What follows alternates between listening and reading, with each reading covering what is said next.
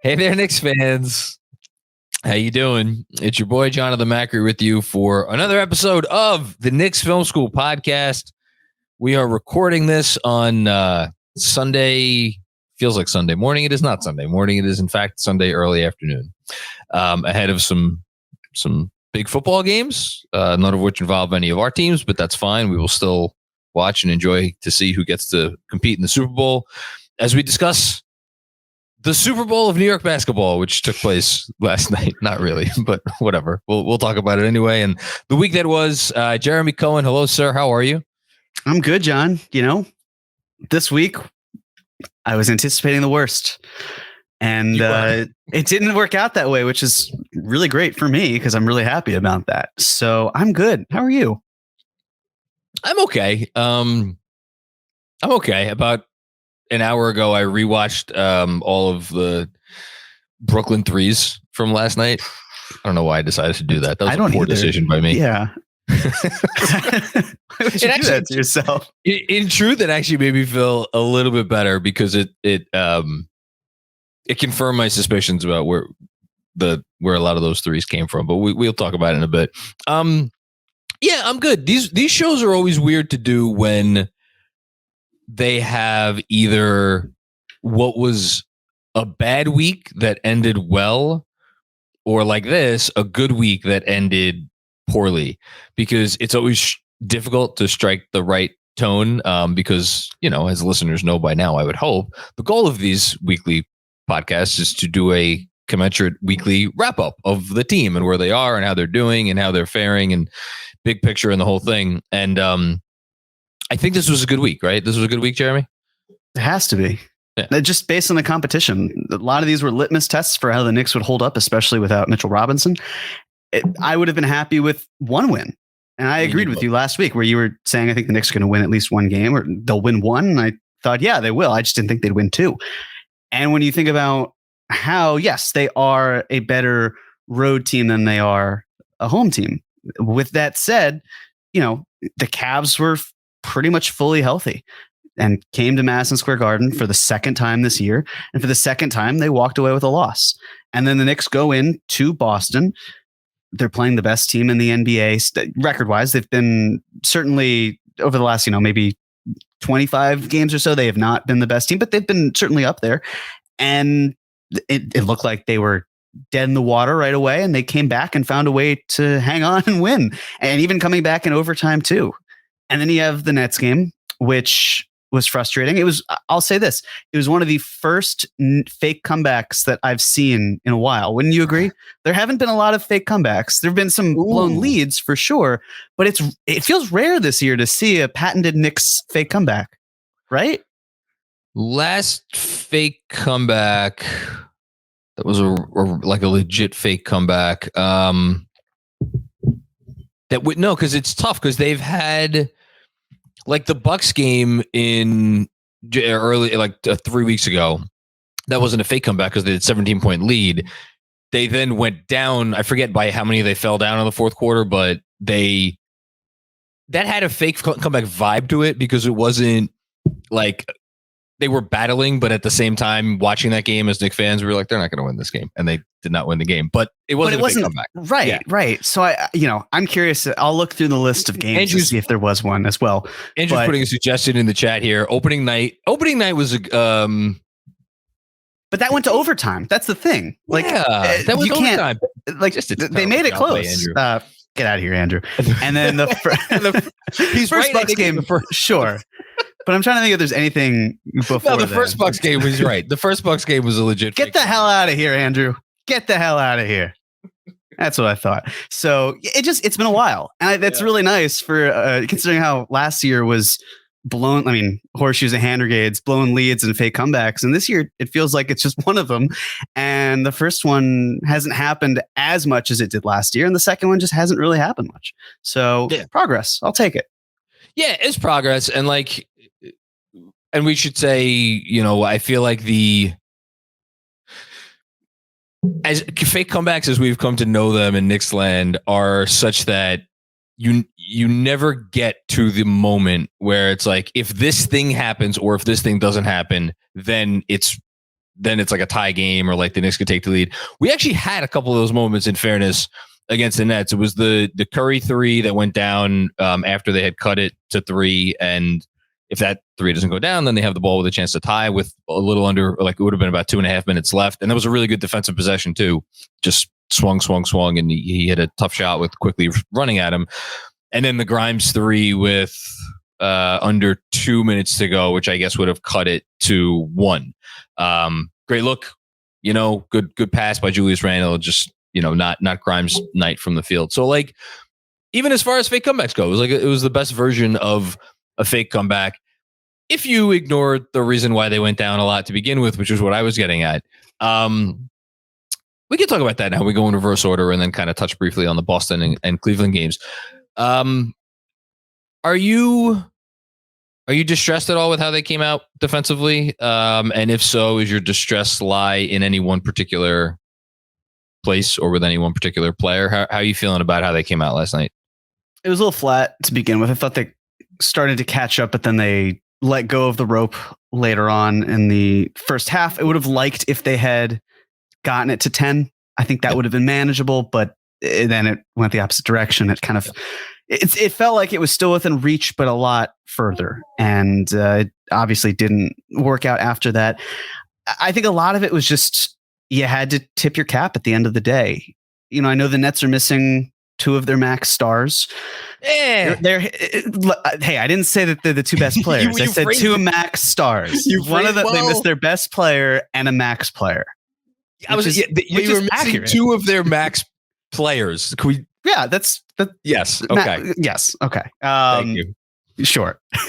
But it's accurate. No, I agree. So, but it was incredible. I mean, at one point they were 17 of 33, 18 of 33 from deep. I mean, they finished the game 22 of 40. Which is ridiculous. Yeah. And you have Kyrie Irving, who leads the NBA in fourth quarter points, and he just went off. I mean, when he hit that top of the key 3 to really put the nail in the coffin, it's just like he's having a night. That's just, or he's having an evening, whatever it is. Like, that's just how he rolls, and I'd love to hear your thoughts as you painfully, but appreciatively rewatch these 3-point barrage where the Knicks dominated in the paint in that game. Yeah, they did. But the Nets just capitalized from where they needed to. Yeah, and we should say that, like, again, we tend to harp on the negative as Knicks fans. I'd like to think we attempt to make it a little bit more balanced conversation on the show. We sometimes succeed, maybe sometimes don't.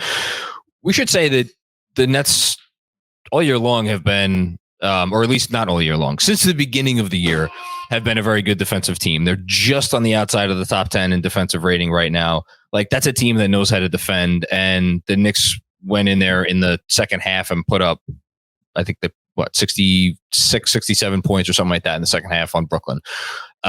So, like, good job by the Knicks fighting back. Like, they figured out how to hit the seams of the Nets defense and do all those sorts of things. Good job by them. They did defend eventually. As far as the 3-point defense, I feel like we've had so many different conversations. Like, is it this scheme, or is it like certain players just not, being keyed in? Last night it was just, there was a lack of, they weren't keyed in, it's like they weren't keyed in. They didn't come out defensively like a desperate team. And I don't want to, as my daughter agrees with me in the background, I don't want to put the blame on any one player, but going back and rewatching all 22 makes, I would say about 10 of them were ones you just tip your cap. The Kyrie ones at the end, the Seth Curry ones at the end. There were a couple other ones throughout the game. Like, Cam Thomas put up one as the shot clock was expiring over Jalen Brunson. Jalen Brunson's just not a very large man. Good contest. Went in. It happens. There were a few others like that. So I'd say about 10. And then there were about a dozen where you're like, yeah, that's not going to get it done. And then out of those dozen, there were about half that were on the worst side. And those were pretty much exclusively under the purview of one Julius Randle. Yeah. And that's the part that leaves the little bit of an icky taste in my mouth, because it was some flashbacks to last year when it's like, man, I really don't want to put it all on this guy. But when you go back and you watch the threes that go in, and it's like, oh, look who's hanging out in the paint, or look who's like just not getting around a screen, or look who's like kind of getting lost in transition. And it wasn't all him. There were a couple of RJ threes from a guy that RJ was guarding where he was kind of lackadaisical in transition. Deuce helping too far off Kyrie on one made three. Obi had a couple of not so great moments, including one where he just inexplicably went under a Watanabe or a screen where Watanabe was his man, and then it was like he was wide. So it's like, I don't want to put it all on Julius, but that was the part that was a little upsetting, especially since I've been trying to lead the Julius Randle All-Star charge for the last month and change. But yeah, it's just a reminder. Like, it's never. There's always another side to the coin. Like we've been making the Randle All-Star case, and then he comes out like this, and it's like, oh yeah, that's right, he's capable of this too. I'm not making too much out of it right now, but I feel like it's on an overall night where a lot of the vibes just coming off of that game were just very bad. I do feel like it's at least worth pointing out that, like, you know what, on the whole, team didn't play that bad, and it's amazing when you have those 6 or 7 possessions where it's like, man, that's not 3-point defense. Like, it could really skew the overall picture. And would it have come down to the end with Kyrie making those big shots, or might the Knicks have not won the game before he got a chance to do that? That's the only thing I wanted to add in. Yeah, absolutely. And I think the other thing is the Nets are just fantastic at ball movement. So their offense is phenomenal, even without Kevin Durant. And yeah, like, was Joe Harris wide open in the corner as the Knicks were scrambling? Yes, but the way that the ball flew around the court and landed in Joe Harris's hands to hit that corner three, it was just beautiful to watch. Like, yes, there are ways to close out, and there are better ways to maybe scheme to avoid a corner three from Joe Harris from happening. Sure. It's also just really impressive how they're able to exploit it, and the way that they're able to find other players, especially when they're open. Like, it's Royce O'Neal above the break. He's great from there. Maybe don't leave him open multiple times in the first quarter as well. Don't sag 10 feet off. Yeah, it wouldn't hurt. But Yuta Watanabe hit some great threes, and I don't want to make it seem like, the Nets were just on one that night and that's that. That shouldn't be the case. But they were on give credit, but we have to give credit to them. It's not just that the Knicks were poor defensively. And yeah, Obi really struggled last night, which was unfortunate, but you live and you learn.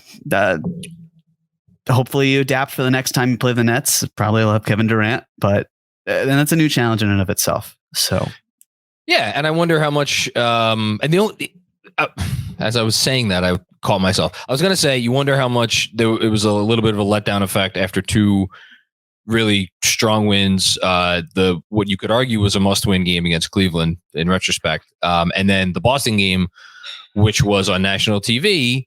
But then I caught myself because I'm like, well, wait a minute, this was a national TV game, or it's like, it was just very strange. That's all. I'm coming away from the Brooklyn game being like, you know what? It was a strange game. I don't want to put any more into it than that. And let's just move on. And hopefully they come out with some very good performances in what is a very big week of basketball games played in their arena. We'll get to that later, though.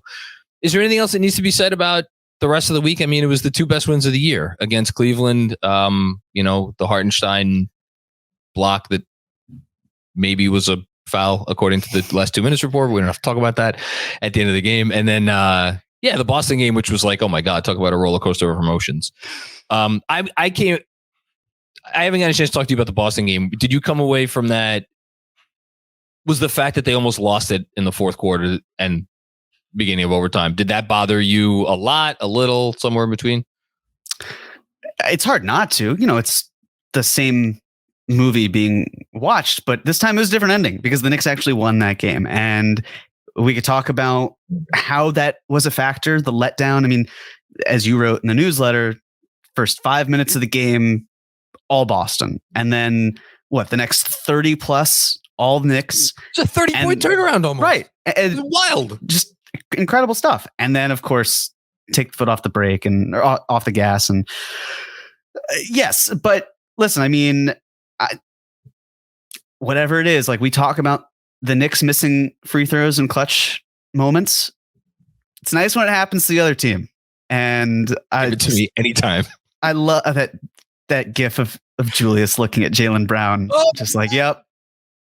It's like, I know what's going to happen next. And so it was great. So listen, you take the wins as they come, especially against this type of a team. We can talk about where they need to improve, but we can also say that the Celtics have an MVP candidate. He's not going to win MVP, but he's a candidate. He's an all-star starter, although Embiid should have been in there somewhere. Someone was going to get their feelings hurt. I didn't think it should have been Embiid, but quick aside. Yeah. Do you think Embiid could win MVP still? I think that it was a masterful performance that he had against the Nuggets. Statement win. I think that there's a lot of stock being put into this one game, and I don't mean that to take away from what he's doing. But here's the thing. I mean, if they're a top 4 team, which traditionally is where the MVP candidate, their team is a top 4, his argument's better.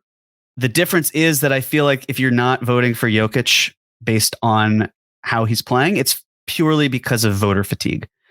He's just been that good this year. And Embiid has been incredible too, but Jokic he's had a level to his game on top of an MVP performance, and he should have been was the MVP last year. So Embiid's trying like hell, and I appreciate it as a fan, but I think he needs to have more games like that where he can't just rise up against Jokic. But maybe this all-star snub will fuel him to the MVP. So there's still time for him to rewrite that. It'll be wild, though, if he wins MVP despite not being an all-star starter. Not starting the all-star game. But with that Celtics game, we could talk about, as I said, the Knicks losing the lead. I mean, they were behind, right? In regulation. Yeah, they were because...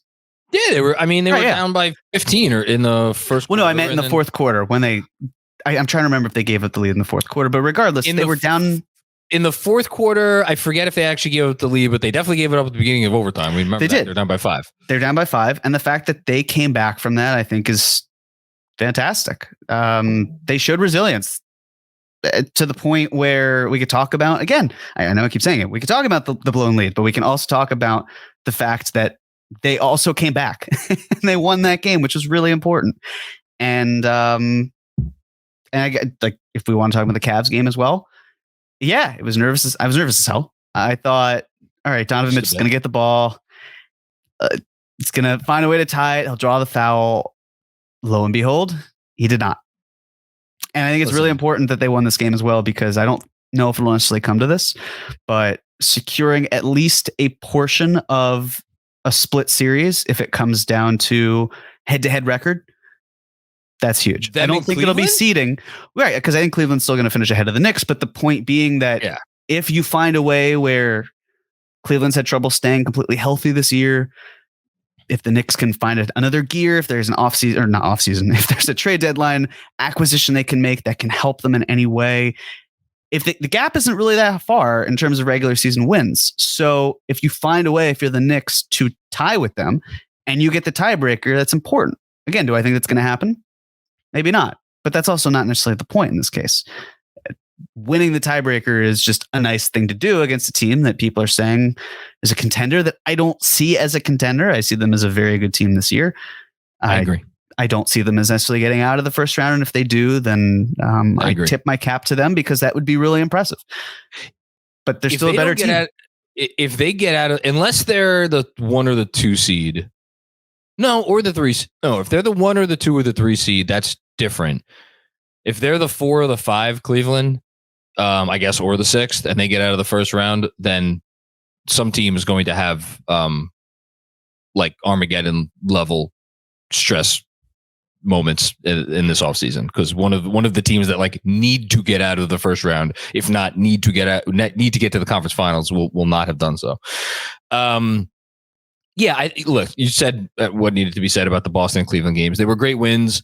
At the end of the day, style points matter to some extent, but like, get the wins. And if you get 2 wins in a row against those teams, you did a great job.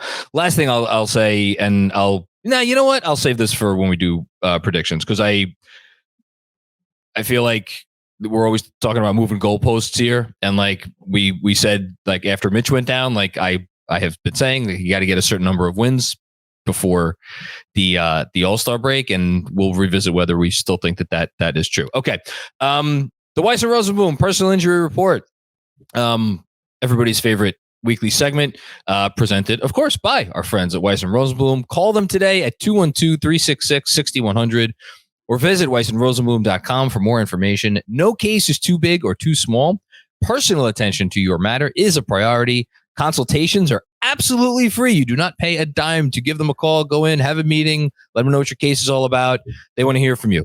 And of course, they do not get paid unless you do. Once more, call 212-366-6100.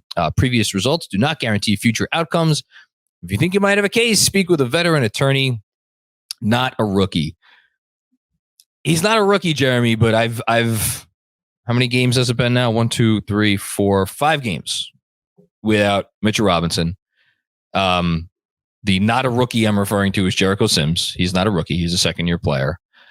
And I'm happy, by the way. I'm happy he's been getting the starts. Are you happy he's been getting the starts? I am. Yes. Okay. Hartenstein, all of a sudden, may have turned around his season. Has strung together 3 nice games in a row. But Mitchell Robinson is going to be out for, it seems like, if you listen to the owner of the New York Knicks, at least what he said on at least one show that he was on this week, he's going to be out for, basically said he's going to be out till after the All-Star break. That's what he said. He said 4 weeks, which takes us to the All-Star break. We'll see.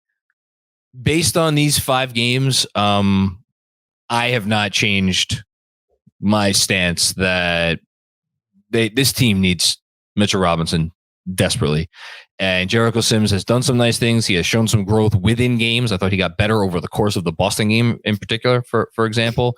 But, Mitch with his thumb surgery, they're just not the same team really at either end, because like the offensive rebounding too, it's just not there, to say nothing of the defense. I maybe now is when I'll bring up the goalpost thing, which is why I think still sitting here today, even with wins over Boston and Cleveland, I'm still like, if you can get 3 wins in these next 6 games, or next 9 games, 3 wins in these next 9 games, get to the break at 500. That's 3-6. Might not seem like I'm asking for a lot. I just really have real fears about how this team could defend without Mitch. Fair. And I think the other thing to mention is Mitch's phenomenal boxing out. Thank you. So that's the most important part. Yeah, like it's the offensive rebounding for sure, but if the boxing out component, I think the way that the Knicks operate with their bigs, and Andrew, I'd be very curious if you don't mind checking. I believe last time I saw, all 3 Knicks centers were top 3 in box outs per game.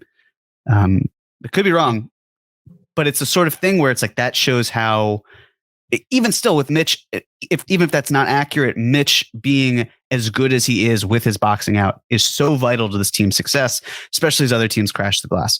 So yes, it's super important for him to come back. Really happy with the production that Jericho Sims provided, especially on the boards. But I know this was it was an MSG trivia question, but really the fact that Sims keeps attempting at least 1 shot per game, and his field goal percentage the last 5 games is perfect. Again, it's a small sample size. I completely hear that. It's nice. It's nice. But it's nice to know that, okay, if you're getting the ball to Jericho Sims, he's going to make it. The vast majority of the time, he's going to make it. And he's 81% for field goal percent. 81% from floor is pretty. It's just fun. I like Sims. I like Sims as a long-term development project. I love where he's going to be. I think he's going to be a valuable rotation player for years to come.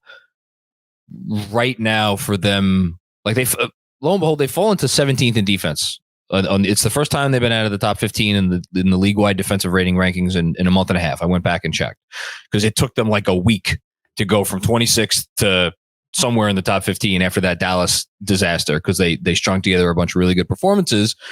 And Mitch was at the center of a lot of that. I'm so happy you brought up the boxing out. It's not only does he box out really well, he's gotten so strong, and I think maybe I'm not cognizant of how strong he's gotten, but when you compare it to where he was when people complained about his defensive rebounding issues as a rookie and a second-year player, that's where the added weight comes in. And like so many of these balls that just get tipped out by a member of the offense after a missed shot, like those tips don't happen when Mitch is in there. He comes down with those caroms, as it were. So. Yeah, and thank you as always to Andrew for being our fact person. So Mitch is first. That is correct. Hart is actually 5th. not second. And for Sims, for some reason, I was just off. He's in the top 25, but he's lower. But even still, if we're looking at 3 centers the Knicks employ who can all be serviceable, who are all within the top 25, one of them being, or 2 of them being in the top 5 for boxing out, that is a crucial piece to how this team can do. And I think, listen, I still feel that the Knicks are misusing Isaiah Hartenstein on the offensive end. It's a shame that's the case. Like generally speaking. Yeah. Yes. Yes. I mean, there was the one turnover that I'm sure Tibbs was like, that's why we do not do anything with you, Isaiah. That's why I use you like you're a rim runner. Wait, against Boston? Oh, it was the Boston turnover, right? It was the Boston. With Derek White or Brogdon who recovered it, and it's like yes. So sometimes he can get a little. But turnovers are always an issue with him when he had the ball. But even still, that is a really important thing. And I know that for me, there is a world still where, like, if you can get something good for Hartenstein, consider it. But if he's playing like this, and you're the Knicks, and you have 3 centers who can fill in, one who's really great at his position. And mind you, when I saw the Miles Turner contract being $30+ million for this year and then dropping down to like 21 and then $20 million, I don't hate it for him in the sense of he's like, Pacers probably aren't going to trade him. They could, but they're probably not going to trade him this year anyway. And the next 2 years or whatever, it's probably market value. But even still, when you look at Mitchell Robinson and he's on a 4-year, $60 million deal with descending salary each year, it just fills my heart. It just shows that like, I know we're talking about one player getting a second contract and one player getting his third, but even still, just I don't. It's fantastic to see that. No, give yourself a pat on the back. You took some slings and arrows defending that contract, the Mitch contract. But even still, I thought it was a slight overpay, and that was wrong. Right, like I said, I'd pay like $55 million. But you defended it. But yes, fair. You were consistent in defending it, and there were times where that was not the easiest stance to take, and I think you were consistent with it. And you look like a fucking genius right now because it's not a great contract. It's not a great contract. Like, and especially you watch Nick Claxton last night, a kid who came into the league after Mitch, and he's developed as an offensive player, could actually do some things now with the ball. Like, Mitch hasn't done that, and that's always going to be part of Mitch. But for what he does do, it's tough to complain, and they need him. I'll tell you this though: the thing about the Claxton deal is it's only 2 years. So I'm with you in terms of that's Turner. Oh no, with Claxton. Oh, with Claxton, yeah, $2-year, $18 million. Yes, so that is I think that the Nets obviously get more bang for their buck out of Claxton, but they're gonna have to pay him again in 2 years. Well, someone will, or someone, right? And then I'd say the Robert Williams deal is a better deal than the Mitch contract, but Williams has also had more nagging injuries, especially related from the knee, so that's a concern to have. Regardless, really happy with Mitch. His absence is clearly shown. It's nice that the Knicks can mask some of the issues that not having him provide, but it's great to see that he'll be back, according to James Dolan, after the All-Star break, and rested and battle tested, and they can get ready to go. Before we finish the Weiss Rosenbloom personal injury report, I want to ask you very, very quickly, because I know you've thought a lot about the prospect of Cam Reddish to the Bucks. I know you've talked about this, before, but like, I'm going to bring this back to Mitch in a second. Just hear me out. If we kind of break down the possible Cam trades, because I think he's obviously the most likely trade candidate at this point. It's just a matter of where, and more importantly, like how they use him. So is it the deal where they're just trying to get the best draft assets they can in the form of second round picks in all likelihood, or are they trying to use him potentially with something else, sending out from New York to get a better player? And we don't have to go through the players today. We have time to talk about that in the coming weeks. I wonder if they look at the potential to do a Bucks deal in which Serge Ibaka is and he can't be just him, as you've talked about. It would have to be additional salary, but Serge coming back, maybe with George Hill again, you could throw him in the same conversation. Here's the point that I'm trying to make. Ostensibly, those guys are salary filler, right? That the Bucks just, like, for whatever reason, the Bucks are interested in Cam Reddish. They want Cam Reddish to have to send money back. Ibaka, Hill, those are the easiest contracts for them to send back. And whether the Knicks sends fee or waives fee or whatever, neither here nor there. I wonder if the Knicks look at that like, okay, the Bucks are looking at those two guys as salary filler. And I want to focus more on Ibaka, but like, even you could say, I guess with Hill, maybe there's a world where we could use these guys for 10 minutes a game. And does that potentially influence not their decision-making on Hartenstein, but like if someone's knocking on the door for Hartenstein, that's why I'm wondering, are they thinking in unison with the possible Cam trade and maybe something else out there? I don't get the sense that they're itching to make a Hartenstein trade. But I wanted to talk it out. I agree. I think it's really just if the right deal came about. And I don't know quite what the right deal is because Tibbs, as we've talked about, loves having 3 centers who are rim protectors at his disposal. And not just rim protectors, but rim protectors who are good. And like Hartenstein's clearly struggled, but when he has moments like that, it's just like that's easier. It's easier to get something like that from him than it is from someone like Serge Ibaka. That's probably more like drawing blood from a stone. He doesn't fit the same kind of mold that Tibbs loves in the center. He's just a very different player. And I know a lot of fans, Ibaka is very different from the centers that the Knicks have brought in. You know, like he's not the offensive rebounding type. No. He's not the one who's going to take a lot of his shots close to the rim. He's going to space the floor a little bit more than Knicks probably are comfortable with. I see Ibaka more as, hey, we're going to take you on. We're either going to try to find a home for you or we're going to release you. And mind you, the fascinating thing about Ibaka is that he still has a no trade clause. Does he really? He does, because the fact that he agreed to, weirdly enough, he can I completely didn't realize to go. So I think the agreement would have to be, hey, let's wait and do this. But I think that he just doesn't feel like the seamless fit. And I've been thinking a lot about this, and I know there are a number of moves the Knicks could make one way or the other. And I figure we might as well take a brief moment to talk about this, because this could all change in a matter of hours, days, not even weeks, but anything could happen between the time we record this and the next time. So might as well just say it.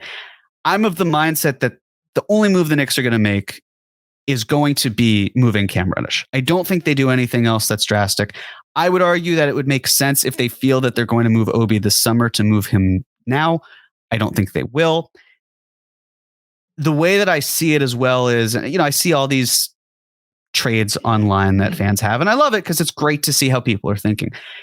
And one of the things that often gets lost when trades occur is the luxury tax, right? The number is it's like 150 million or so, 150.3 almost. And the Knicks don't want to go into the luxury tax, as we've talked about. But the issue here is, how can they find a way to basically not become a luxury tax team and start a clock they don't need to start? John, I think there's one move that has been reported that makes sense. Wouldn't love it, but I could see it fitting, and I'll explain why. Would you like to take a guess as to what I think it's going to be? For Cam? Yeah. What you guess it's going to be? It's not what I want, but what I would just imagine it might be. What, the Grayson Allen one? No, especially with the Scotto report that it wasn't like it wasn't Grayson Allen for Cam Reddish. It was more just like, if the Knicks want Grayson Allen, they'd have to give up more. I don't know if they're willing to do that quite that way. I don't think it's Grayson Allen. What do you think it is? I think it could be Reggie Bullock. Oh, that. Okay. Which isn't, listen, it's not ground or earth shattering, right? Like it's but it's fine. Can I cap myself here? Okay. That did not come out right, but that's okay.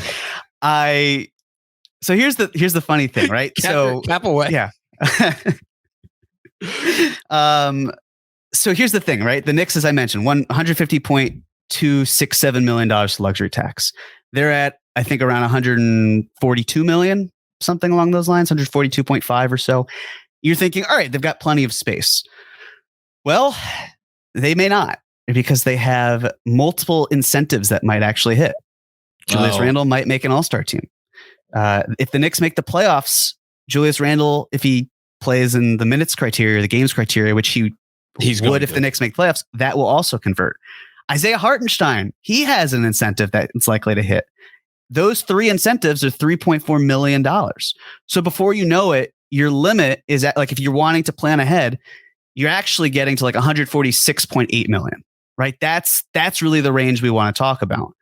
So any math that goes in, it's like, well, if the Knicks right now are at 142.5, then they really only have $4.3 million in order to hit that. And they don't want to go above that. Bring in Reggie Bullock. If this is, so there's Spot Track, which is great, but I think there are a couple inaccuracies there, and there's no trade clause, which is also great. And I'm pretty sure that's the correct one because mine lines up with that. If you traded Cam Reddish for Reggie Bullock, did nothing else, there would be a gap of $245,000. You would just squeeze in there. But then, of course, there's something that gets in the way. Did you know that Reggie Bullock has a 5% trade kicker? Oh my God, he'd have to waive it. He'd have to waive it because if he didn't, the Knicks would then be in the luxury tax, assuming that the incentives hit as well. These are all the things that the Knicks have to think about. And I know a lot of fans are going to be like, well, I don't really care about that. But the Knicks do, and they have to. You should, because it might influence what trade they end up doing. Exactly. So that's, I bet he waived it, by the way. I think he waived. I think what they say to him is, look, we will pick up the guaranteed portion or the non-guaranteed portion of your contract next year, which is 50% of his contract next year. Pretty much, right? Yeah. Like, we need you to waive this, and I think he would. And I think the Knicks just stop there, and I think they reevaluate everything this offseason and they make the moves they need to. They have not been ones to force it during the deadline. They have made simple moves. You know, maybe what they do is they could also do something like Svi Mikhailuk goes out and they trade for someone who's on another minimum salary but earns more, so it saves the team more. Like a team like the Bulls, that's pretty cheap, right? Yeah. Like maybe there's some slight shaving of the payroll that the Bulls want to do that the Knicks can get involved with. Other than that, I think that the Knicks are probably just going to be cool with this one type of move, and they'll just reassess and they'll view it as we've got another live body that we can get out there. We know can play a lot of minutes. Deuce probably gets squeezed out of the rotation. You've got IQ running point as he should be. He's been phenomenal. And you could still essentially run a 9-man rotation just without Deuce. My prediction lines up with yours. My prediction is that between now and the deadline, they will bring in a player who will take Deuce's rotation spot one way or another. And they still like Deuce. Fred Katz has been all over that reporting. I believe that reporting, obviously, that they're still high on him as an organization, but that I think they feel like they need to replace those minutes with someone who can provide a nice defensive effort, which Deuce does, but maybe he's a little bigger. We've seen Deuce's size just be an issue at times. He's just, his size is what it is, and can be a little bit more consistent. I'll be kind on the offensive end. And in regards to your Ibaka point, I just had to point that out. Mitchell Robinson, every year of his career, has taken 90% of his shots from within 3 feet of the hoop. Mm-hmm. Serge Ibaka,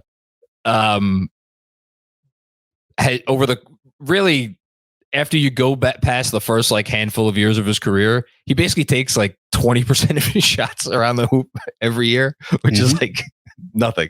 So yeah, you're right. It's not the sort of player that the Knicks would typically put into their offense. Defensively, I don't think it's that hard of a fit, but offensively, he's definitely not their sort of cup of tea on offense. Yeah, I think there's just one last thing. I think that I'm pretty sure that Hartenstein's worst season in terms of frequency with shots at the rim would still be higher than Ibaka's career high, which is in line with exactly what you're saying. So yeah, Ibaka probably don't be running out and buying your Serge Ibaka New York Knicks jersey just yet. Okay. Stars of the game. Not stars of the game. I'm getting my newsletter confused with the podcast. I did too many things, Jeremy. You do a lot. Do a lot of things. Game ball. We have 5 candidates. Julius Randle, 30, 11, and 5 this week on 50, 45, 80 shooting. Again, sometimes tough to do these shows immediately after a game where the team or a player performs less than ideally. Randle did not have a great Nets game. He had 2 unreal games against the Cavs and the Celtics before that. Emmanuel quickly, 14, 5, and 3 this week on, yes, this is not a mistake. I checked it. I double checked it, Andrew, for you. 55, 58, 25 shooting because he took 4 free throws and made one of them. So the last number in that slash line is indeed correct. Maybe we'll talk about his 6th man of the year potential. RJ Barrett, clutch 3, clutch free throws, had a really nice game against the Nets. Yes, I see that error. Jericho Sims, 14 big rebounds against the Celtics. And then, of course, the one and only Benji Ridholtz, an elite debut performance on Thursday's postgame show. What is Andrew? Andrew's typing something and I can't read it. Yeah. All right. This is me first, right? Yes, it is. Goodness. All right. I killed him earlier in the pod, so I'm going to give it to Julius. Those games against Cleveland and Boston were incredible. His 3-pointer in overtime when they went down 5. Again, I know Julius had a couple not so great moments down the stretch against Boston. A couple of 24-second shot clock violations that he may have been indirectly or directly responsible for, a bad turnover. But like, he was a huge part of them being in that game and being in the lead to begin with. And again, that 3 that he hit to give them a breath of give them life in overtime. Biggest shot of the game as far as I'm concerned. I think he's an all-star. I think he's going to make the all-star team. We'll find out in 4 days. Fingers crossed. It would be cool. It'd be cool if he made it. So he gets my game ball for the week. I think that's a very solid choice. And I should add, and I know you'll agree with me on this, that similar to what we did with DJ Zulo being number 1, yes. Benji's number 1, 100%. Phenomenal job, Benji. Appreciate you sticking up in there and filling in for John on that one. Wonderful stuff. Mine, I'm going to go with Emmanuel quickly. I knew you were. Well, he's the logical choice. He's just been... I love the fact that he's actually getting national attention because we love Emmanuel quickly as fans. It's nice that other people who are maybe not following the Knicks to nearly the level that we all are get to see and understand that no, he's just a really good player who happens to come off the bench. And like, if you look at his last 16 games, he's playing 35 minutes a game. And I understand that the Knicks are stretched thin, but he's been really good in those 35 minutes per game. Like, Jeremy, I was literally going to pull up his game log. I'm like, man, he's been playing a lot of minutes for a while now, and you have it ready. Look at you. Yeah. I'm again, and I know we talked about this before, right? Like, I've said there's a conversation to be had in the offseason about moving Emmanuel quickly. There's still a conversation, but boy, that price is so high that no one's going to pay it, and that's fine by me. Because that's just how productive he is. He is the heart and soul of the bench right now. And I know that there's some talk of the idea of, well, let's take Quentin Grimes out of the starting lineup, put quickly in there. Look, I think the way that he comes in and gives new life to a team that's in desperate need of it is so much more important at this moment. And it's not even like, oh, he's like, I don't see him as a starter. No, I do see him as a starter, but I think he's more important to the bench at this very moment in that role. And I know that I like quickly in that role as a fun inside thing for some people on Twitter. And if you know, you know, I'll just say that I like him in that role at this moment because he's just so lethal off of the bench, not as he's good in that role. He could maybe be okay. No, he's great. And I love him. I want to take it back just a few more games. You said 16 games. His last 20 games. In those 20 games, there were 8 starts, but over 33 minutes a game in his last 20, 49% from the field, 39% from 3 on 6 attempts per game, 4 rebounds, 3.5 assists, only 1 turnover. Think about that. 3.5 assists to 1 turnover over those 20 games. Like, he does not make mistakes when he's in there. And he's averaging 17 points a game over that stretch of time. It's just, if he keeps it up, he's going to have to be in like a serious consideration for 6th man of the year. I don't see any way around that. I agree. Okay, you are up first for detention. Would you like to read the candidates? Sure. Or you could. I'm happy to read them. Tom Thibodeau, For however much you blame him for the prevent offense, them not being ready for Brooklyn or Obi's struggles. Jalen Brunson, for however much you blame him for the prevent offense in Boston. Obi Toppin, for however much you blame him for his struggles. Oh, no, not even a caveat, just struggles. Damn. No, just that's ruthless. All right. And he had a good game against. He did. What, Cleveland, right? Yeah, he had like 5 quick points in each half, I think it was. Yeah. So, I mean, took you a while to think of that good game. Huh. Okay, Andrew. That's whatever. He's feisty today. He is. Man, he's really feisty. I mean, he's always feisty. He's feistier than usual. That's true. That's true. Quentin Grimes got to hit these 3 open threes, dude. And then what do we do with this? The person who is in charge of the organization, who's not Leon Rose, is on this as well. The straightest of the straight shots. Yes, I'm gonna go with Quentin Grimes. But here's the thing. Well, let me. I had a whole thing because I knew I'd go first. Sorry. Let me go through it. I'm gonna put Quentin Grimes here. However, I think that the blowback from his play has been a little over the top. So I think one thing that people are forgetting, it's not just Quentin Grimes is a second-year player. It's that Quentin Grimes is finally, he didn't really have the rookie experience that a lot of rookies typically do. You know, it's not like he was in the rotation from day one, gets the opportunity to hit a wall, get around it, and hopefully move past it. He's finally doing that. And he's clearly hitting that wall. But for context, last year, he first really got into the rotation for the Hawks game on Christmas. So I'm going to take that game all the way up to February 16th, which was against the Nets. The game after that was the first game after the All-Star break against the Heat. He played 14 seconds when he got hurt and missed the rest of the season. I'm excluding that one. From the Christmas game to the Nets game, that we don't have to rehash what happened there, but he played in 25 games. He was averaging 23.1 minutes per game, shooting well, at least from 3.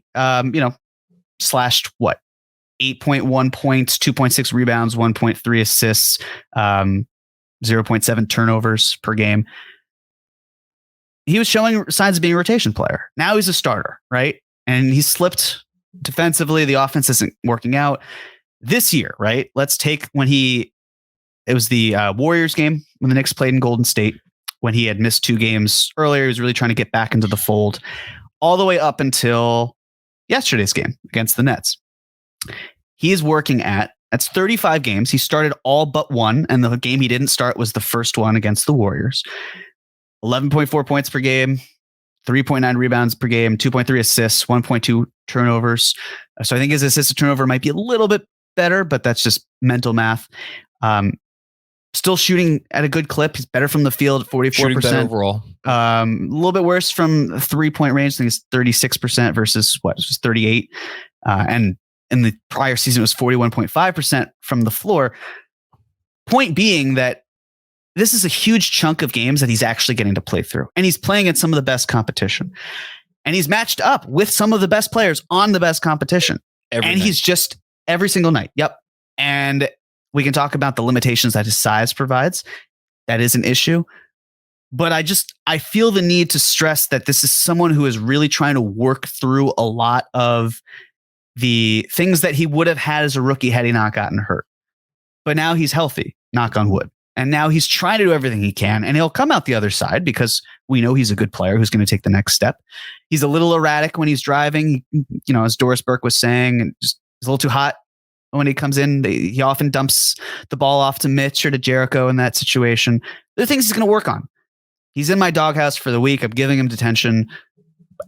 I think we got to take a step back and look at the larger picture here, and that it really is just a 1-week thing for him. He's a case for him to be in the detention a week earlier. But for right now, I feel like there's a lot more to love about his game. He's just mired in the rookie slump that he didn't really get to experience in his rookie year. Call it a sophomore slump, if you will. I think that's a name for something, right? I think so. And I'm really happy you contextualized it, and you contextualized it perfectly. It reminds me a lot of the conversation that was happening around Scotty Barnes or has been happening around Scotty Barnes throughout this year. I'm seeing that as well. Glad you said it. Yeah, where it's I'll paraphrase what many people. Ace Zulo is one person I know had a tweet about this like a couple months ago, and it's spot on. But what many people have said, which is that we have to stop doing this because it's like a young player plays well and does some nice things, and you want to praise that young player and you want to foreshadow like, oh my God, if he's doing these things now, imagine what he's going to be doing in a year or 2 years or 3 years. And then it's like, it's not when they take a step back or when they have a week or a couple weeks, it's like not so great, or even longer, like a month, that's not so great. The response to that isn't is so over the top because it's not in response to what they were actually ever doing on the floor. It's in response to the conversation that was surrounding, oh, guess what they're going to do. So then it's like, it doesn't feel like you're taking a step back or 2 steps back. It feels like you're taking 8 steps back because of where the conversation had gotten to. And it's out of whack. And we need to yes, you phrased it well. We need to settle down. Quentin Grimes is going to be just fine. Mm-hmm. Thank you for doing that. I'll put James Dolan in detention happily. We could just move on. Sorry, James. Well, there's one thing that he said, and I want to pull up the exact wording, but he talked about the direction of the team, which I thought was it goes to show where he's going to go. I want to get your thoughts as I look for the tweet itself. If you would like. By the way, I'm not putting him into detention for anything he said regarding the team or his he again reaffirmed he hasn't meddled in a long time. Good job by him. That's not why he's going to detention. Yeah, but I don't need to say anything else than that. What he said was, and he was Boomer, not Boomer and Carlton. What am I talking about? Evan Robertson, Craig Carlton. He said, I think our expectation should be that the team makes the playoffs. Start with that. It's really about, did they get better? Did we build enough this season that in the offseason we can make a move or two and get even better and closer? This was courtesy of New York Basketball. To me, this should first and foremost tell anyone who thinks the Knicks are looking in the direction or should look in the, I shouldn't say should, because if you view it that way, fine, I just disagree. But the idea that the Knicks would look to move Julius Randle in season for something that won't help them win, this should be all the proof you need that they're not going to do this. No. And I still think it's the right call. Handle your business in the offseason. But I think it's the sort of thing to be said. And there was something about Tibbs in an earlier tweet as well, where it was like, if the Knicks make the playoffs, then I think Begley talked about this, right? The assumption is that Tibbs' job is safe. And I saw people being upset with that. And it's like, I don't know why you would expect him not to be here. The whole point for me with Tibbs, again, I still don't think he's the person moving forward. I don't think he inflates your ceiling, but he raises your floor. And this is what the Knicks are trying to do. They're trying to raise their floor. So why they would basically try to move someone like Randle, why they would expect anything out of Tibbs that's more than they would expect in general. And if they moved Randle, then they'd basically be writing the pink slip for Tibbs anyway, because it's harder for him to do his job. There's a clear direction here, but I'm glad I'm at least glad Dolan talked about this part, because this is confirmation they want to win. They're just not going to do it in a way that's like Chicago or maybe like Minnesota, although Minnesota's been playing great as of late. They're focused on winning on their terms and they're not going to push it.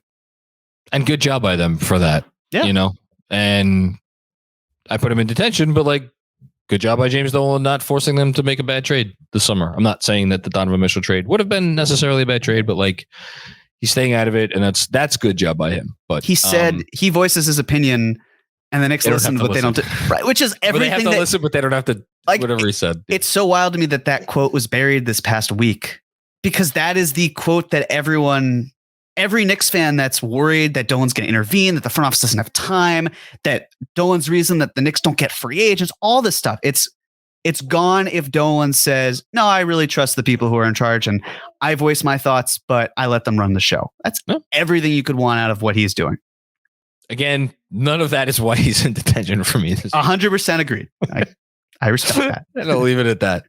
Okay, now we will move on to predictions. 4 games this week, all at home.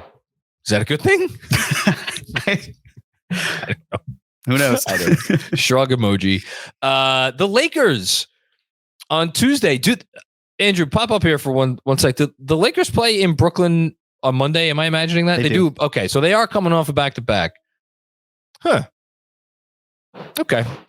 My daughter's very excited about that Laker game. Good news. Hopefully, LeBron James is not going to score. I guess he would have to put up like 50 something or maybe even 60 something against the Nets to have a realistic chance to break the record against us. Can I just say that I'm actually annoyed that he's not going to do it? Why? You have tickets? I do. I didn't buy it. Listen, they're season tickets, so it's not like I bought them or anything in anticipation. It was more just like, look, I was blessed to see Curry hit it. It'd be really cool if I could also see LeBron do it, but he'll just do it in Indiana instead, and the NBA will be really upset about it. So that is, I wonder if, I don't want to spend a lot of time on this, but like when Kareem broke Wilt's, like, I don't even know what game Kareem broke Wilt's record. Like, it's not something that like lives on. I wonder if when he does break this one, if like, 10 or 15 years from now, we'll remember it well or something. Neither here nor there. He needs 116 to break the record. So if he puts up, I would say, he needs to average 58 per game over the next. Yeah, I'm just trying to think of like, what would he need to get against Brooklyn to make me be like, oh, okay, it's on the table. 70. Because he could do 50 at the Garden.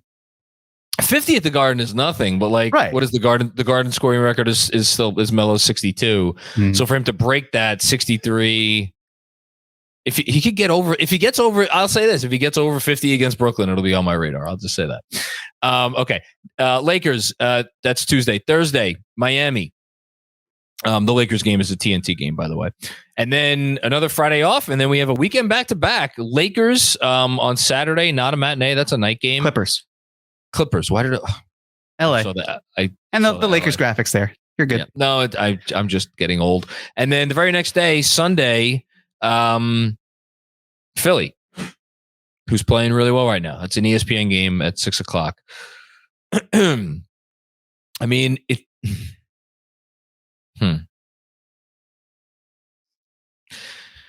So I want to say 2-2. If I say 2-2, that leaves 1-3 there for you. Very easy to take 1-3 for you. If I go 1-3,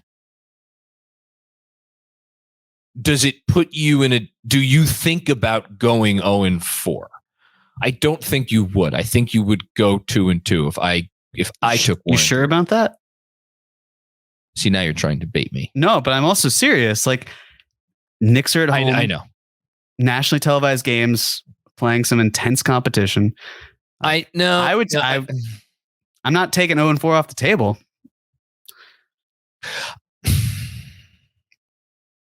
I don't think you believe the Knicks will lose all 4 of these games. I just said they'd lose 3 of them to go on a 7-game losing streak. I have no shame. No, you may not. All right. Be the change you want to see in the world. I'm going 2-2. All right. I'm going 1-3. Okay.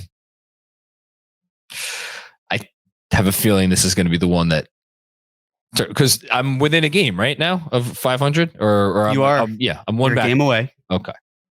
Yeah. This is the turning point. This is the week. If I could get this week, then I think we're in for a real battle down the stretch. If you come out of this, I don't think that's a great sign for me, and I don't think that's a great sign for the Knicks. Would you call this a must win for you? For me? Oh, Jesus Christ. No, it's not a must win. It's not a must win now, but this isn't the Cavs game of weekly predictions. That's actually a good comp. Yeah. That's a good comp. Was the Cavs game like really a must win? No, it wasn't a must win, but you could have used it. It was would be really nice to have.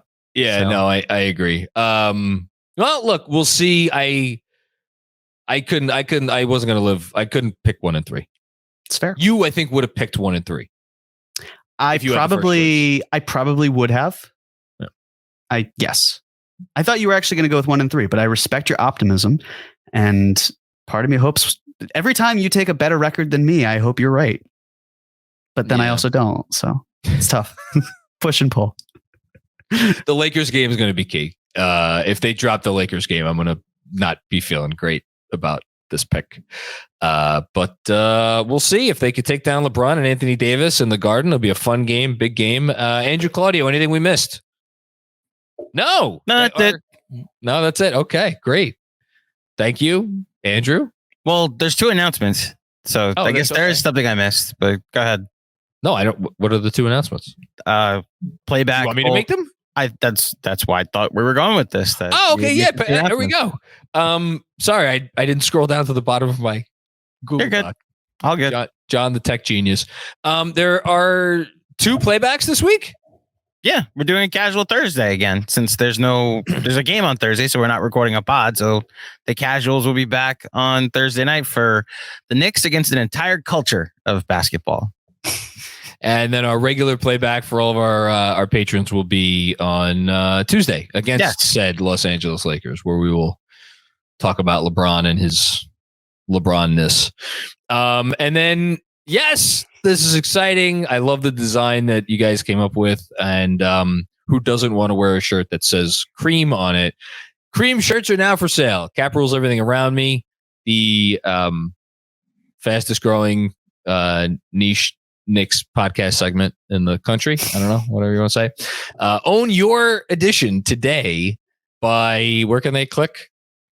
Link is in the description of both the podcast and on this YouTube video. So there you go. It's right below our faces in the description. Okay. Yes. And I actually have something to plug as well. Oh.